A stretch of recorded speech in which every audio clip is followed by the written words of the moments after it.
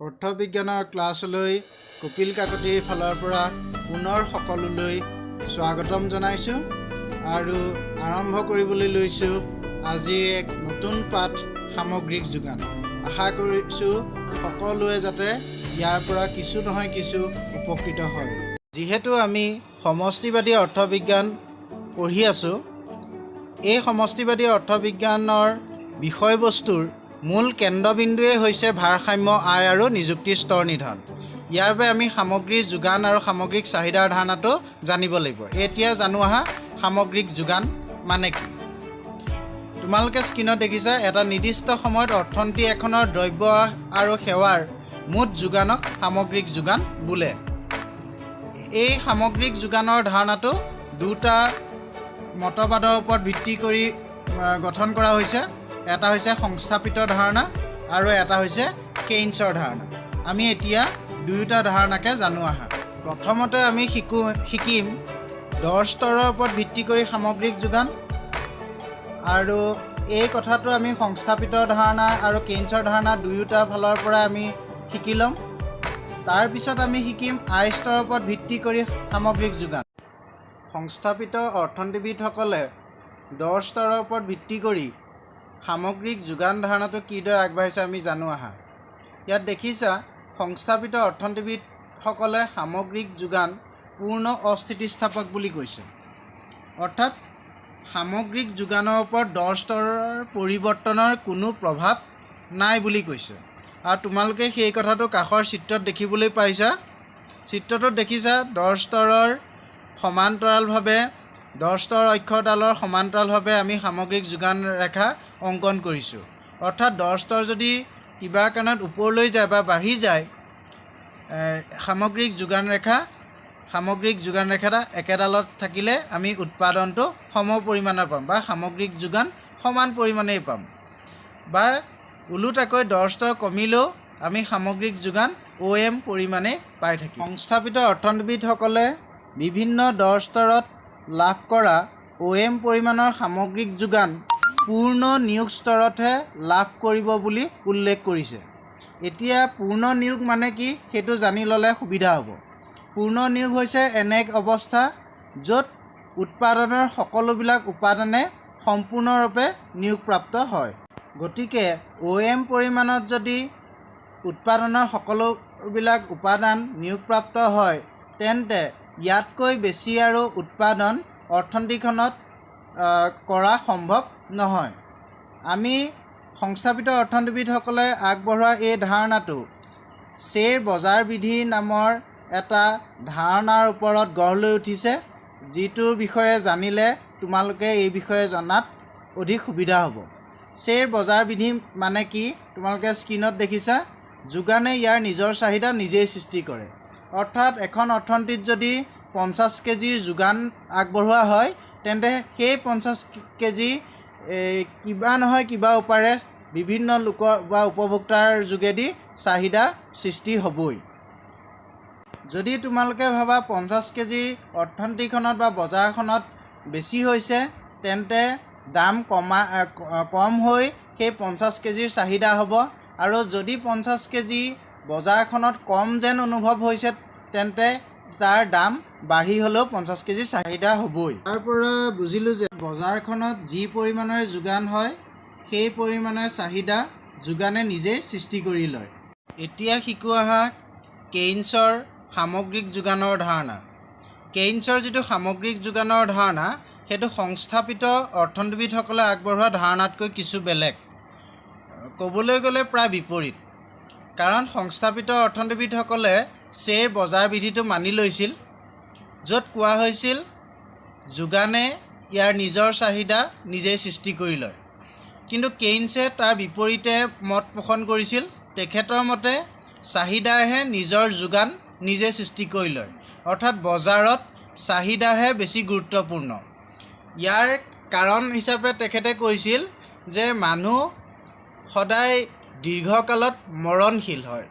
অৰ্থাৎ দীৰ্ঘকালত কোনো মানুহ জীয়াই নাথাকে। গতিকে মানুহে হ্ৰস্বকালৰ বিষয়েহে আলোচনা কৰা উচিত। সেয়ে তেখেতে উৎপাদনৰ যিমানখিনি উপাদান আছে, সেইখিনিৰ ভিতৰত মাত্ৰ শ্ৰমিক বা শ্ৰমকহে বেছি গুৰুত্ব দিছিল। তেখেতৰ মতে হ্ৰস্বকালত কেৱল শ্ৰমৰ পৰিৱৰ্তনৰ যোগেদিয়েই উৎপাদন পৰিৱৰ্তন কৰিব পৰা যায়।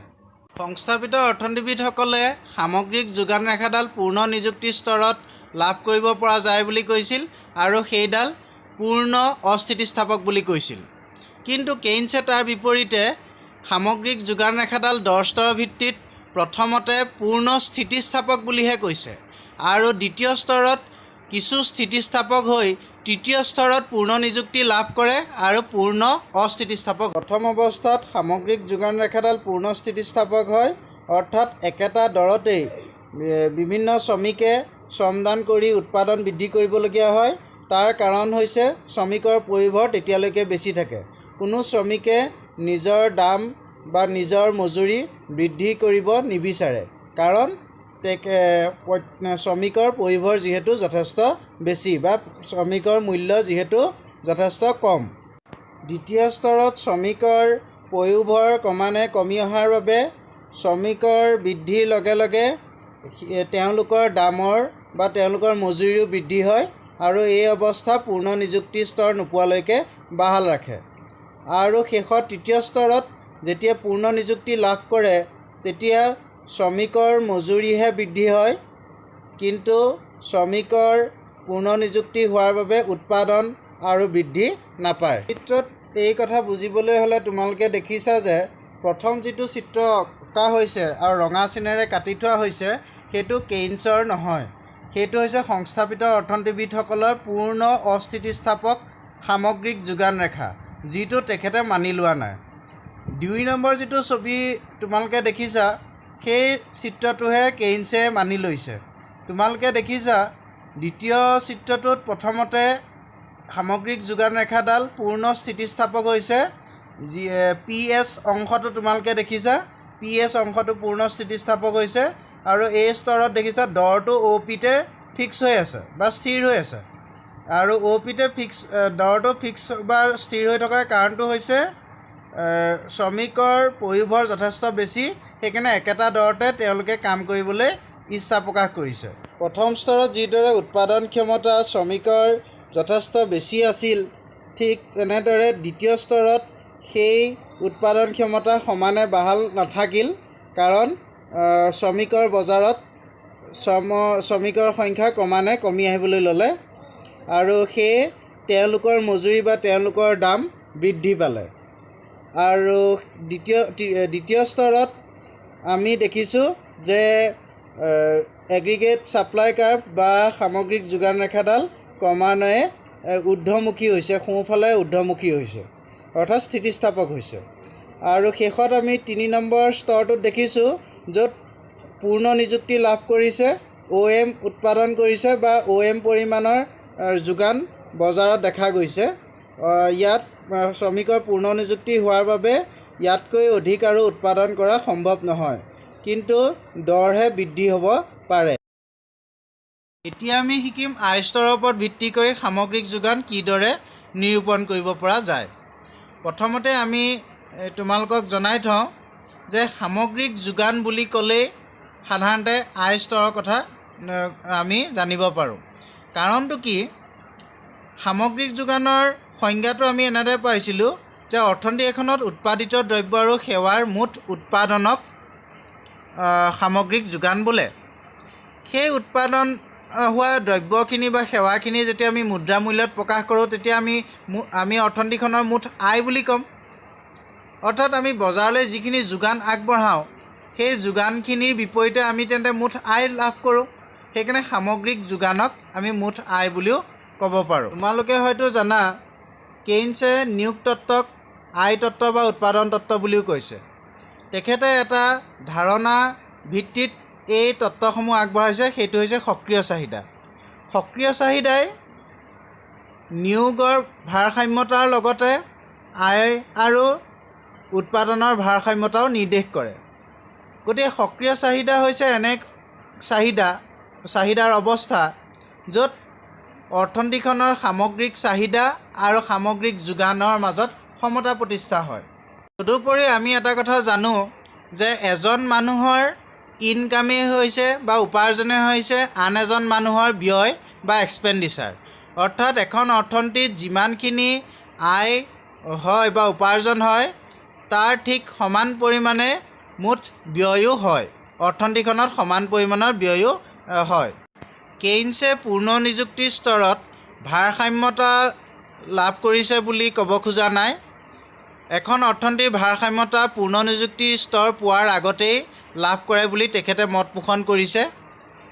আৰু আমি গম পাওঁ যেতিয়ালৈকে নিবনুৱা বাহাল থাকিব, পূৰ্ণ নিযুক্তিৰ স্তৰ নাপায়, ঠিক তেতিয়ালৈকে নিযুক্তি আৰু সামগ্ৰী যোগানৰ মাজত এটা প্ৰত্যক্ষ আৰু আনুপাতিক সম্পৰ্ক থাকে। কাৰণটো হৈছে তোমালোকক ইতিমধ্যে কৈছোঁৱেই, কেইনছে হ্ৰস্বকালৰ বিষয়েহে আলোচনা কৰিছিল। আৰু হ্ৰস্বকালত প্ৰযুক্তিবিদ্যা বা প্ৰযুক্তি কৌশল অপৰিৱৰ্তিত হৈ থাকে বা স্থিৰ হৈ থাকে। যদি প্ৰযুক্তি কৌশল অপৰিৱৰ্তিত হৈ থাকে তেন্তে মাত্ৰ শ্ৰমিক নিয়োগ কৰিলেহে উৎপাদন বৃদ্ধি কৰিব পৰা যায়। আকৌ কৈছোঁ, কেৱল শ্ৰমিক নিয়োগ কৰিলেহে হ্ৰস্বকালত উৎপাদন বৃদ্ধি কৰিব পৰা যায় বুলি কেইনছে মত পোষণ কৰিছে। সেইকাৰণে নিযুক্তি আৰু সামগ্ৰিক যোগানৰ মাজত প্ৰত্যক্ষ আৰু আনুপাতিক সম্পৰ্ক থাকে। ইতিমধ্যে কৈছোঁৱেই যে কেইনছে সামগ্ৰিক চাহিদাক বেছি গুৰুত্ব দিছে, কাৰণ তেখেতে হ্ৰস্বকালৰ বিষয়েহে আলোচনা কৰিব বিচাৰিছে। আৰু হ্ৰস্বকালত আমি গম পাওঁ পূৰ্ণ নিযুক্তিৰ স্তৰ পোৱাৰ আগতেই ভাৰসাম্যতা লাভ কৰে। হ্ৰস্বকালত পূৰ্ণ নিযুক্তিৰ স্তৰ পোৱাৰ আগতেই ভাৰসাম্যতা লাভ কৰে, অৰ্থাৎ অপূৰ্ণ নিযুক্তিতে ভাৰসাম্যতা লাভ কৰে বুলি তেখেতে উল্লেখ কৰিছে। আৰু সামগ্ৰিক চাহিদাক বেছি গুৰুত্ব দিছে তেখেতে। গতিকে সামগ্ৰিক চাহিদায়ে সামগ্ৰিক যোগানক পৰিৱৰ্তন ঘটাব, অৰ্থাৎ সামগ্ৰিক যোগানে নিজে সামগ্ৰিক চাহিদাৰ অনুপাতে ঢাল খাব লাগিব। আৰু সামগ্ৰিক যোগান কেনেকৈ ঢাল খাব, সামগ্ৰিক চাহিদাৰ মতে কেনেকৈ হ'ব, সেই তাৰ উত্তৰত আমি গম পালোঁ যে নিযুক্তিৰ পৰিৱৰ্তন ঘটিব লাগিব। শ্ৰমিকৰ নিযুক্তিৰ পৰিৱৰ্তন ঘটাৰ জৰিয়তে সামগ্ৰিক যোগান পৰিৱৰ্তন হ'ব। তোমালোকে এখন তালিকা দেখিছা। প্ৰথমটো কলমত তোমালোকে দেখিছা বা প্ৰথমটো স্তম্ভত তোমালোকে দেখিছা আয় স্তৰ বা সামগ্ৰিক যোগান। সেই আয় স্তৰক মানুহে বা উপভোক্তাই সদায় দুটা ভাগত ভাগ কৰে। আয়ৰ এটা অংশ উপভোগত খৰচ কৰে আৰু আনটো অংশ সঞ্চয়ত খৰচ কৰে। যদি আয়ৰ স্তৰ শূন্য হয়, উপভোগত যদি 100 খৰচ কৰে, তেন্তে সঞ্চয় -100 হ'ব। নতুবা দ্বিতীয় লাইনত দেখাৰ দৰে আয় যদি 100 হয় আৰু তেতিয়া উপভোগ 150 হৈছে আৰু সঞ্চয় -50 হৈছে, অৰ্থাৎ আনৰ পৰা ধাৰ কৰিবলগীয়া হৈছে। অৰ্থাৎ এইটোকে ক'ব বিচৰা হৈছে আয় দুটা অংশত ভাগ কৰা, আমাৰ হাতত থকা আয় দুটা অংশত ভাগ কৰোঁ। এটা উপভোগত আমি ব্যৱহাৰ কৰোঁ, আনটো অংশ সঞ্চয়ত ব্যৱহাৰ কৰোঁ। এইখিনিতে তোমালোকে এটা কথা মন কৰিছা নিশ্চয়, আয় যিটো হাৰত বৃদ্ধি পাইছে উপভোগ সেইটো হাৰত বৃদ্ধি পোৱা নাই। শেষত আমি এখন অৰ্থনীতিৰ কিদৰে আয় স্তৰৰ ক্ষেত্ৰত ভাৰসাম্যতা লাভ কৰে সেইটো আমি শিকো আহা। ইয়াত 45 ডিগ্ৰীৰ এডাল লাইন বা এডাল ৰেখা দেখা গৈছে। সেইডাল হৈছে এগ্ৰিগেট ছাপ্লাই কাৰ্ভ বা সামগ্ৰিক যোগান ৰেখা। ইতিমধ্যে তোমালোকক শিকি আহিছা যে সামগ্ৰিক যোগান ৰেখাডাল 45 ডিগ্ৰীৰ এডাল কোণ কৰি ৰেখা অংকন কৰা হয়। ইয়াৰ উপৰিও তোমালোকে অন্য এডাল ৰেখা দেখিছা, যিডালৰ শেষত আমি C+I+G বুলি দেখাইছোঁ। অৰ্থাৎ এইডাল হৈছে সামগ্ৰিক চাহিদা ৰেখা, য'ত চিয়ে উপভোগ, আয়ে বিনিয়োগ আৰু জিয়ে ৰাজহুৱা বিনিয়োগ বা চৰকাৰী বিনিয়োগক প্ৰতিনিধিত্ব কৰিছে। আৰু আমি আলোচনাৰ সুবিধাৰ বাবে যদি চৰকাৰী বিনিয়োগক বাদ দিওঁ, তেন্তে আমি দ্বিতীয়ডাল ওপৰৰ ফালৰ পৰা দ্বিতীয়ডাল সামগ্ৰিক চাহিদা ৰেখা পাম। সেইটোত লিখা আছে C+I, অৰ্থাৎ উপভোগ আৰু বিনিয়োগ। যদি আমি দ্বিতীয়ডালকে ধৰোঁ তেন্তে ইকুইলিব্ৰিয়াম বা ভাৰসাম্যতা লাভ কৰিব E1 বিন্দুত, য'ত সামগ্ৰিক যোগান ৰেখা অৰ্থাৎ 45 ডিগ্ৰী লাইনডালে সামগ্ৰিক চাহিদা ৰেখাক C+I য'ত প্ৰতিনিধিত্ব কৰিছে সেই ৰেখাডালক E1 বিন্দুত কটাকটি কৰিছে বা সমান হৈছে।